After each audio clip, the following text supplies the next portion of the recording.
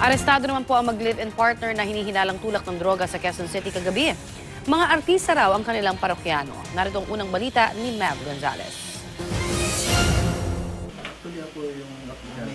150,000 pesos na halaga ng hinihinalang shabu, baril at mga magazine ang tumambad sa NBI nang halugugin nila ang bahay ng isang hinihinalang drug supplier kagabi. Bitbit ang search warrant, tinungo ng NBI-NCR ang bahay ni Eugene Vera Pascual sa isang pribadong subdivision sa Quezon City. Alam niya siguro kasi na may existing warrant of arrest siya.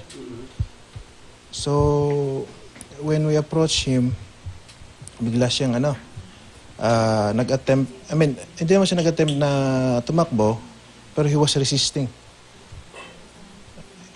Ayaw niya makipag-usap sa amin at ayaw niya makipag-cooperate na pupunta dito sa unit niya. May nalaglag eh? Yes, accordingly, merong nalaglag na nakita ng mga kasama natin sa labas na suspected sa May pending warrant of arrest si Pascual dahil din sa illegal drugs noong 1996. May report daw na nagsusupply umano ng illegal na droga sa mga artista ang suspect pero iniimbestigahan pa ito.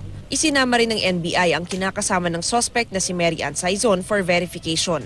Ayon kay Saizon, hindi niya alam na sangkot sa illegal na droga ang kinakasama. Hindi po ako makapaniwala kasi po maayos naman po kami nagsasama pagkasama ko po siya. So yung asawa niyo po, parang lumalabas, negosyante, businessman? Nagli-lending po siya tapos nag-aasikaso po siya ng sa Antipolo. Yung motorcycle parts. Ayaw namang sagutin ng suspect ang paratang sa kanya. No, sorry. Ayaw niyo sir kahit statement. Totoo lang ho ba? Yung sabi nila, pusher daw ho kayo.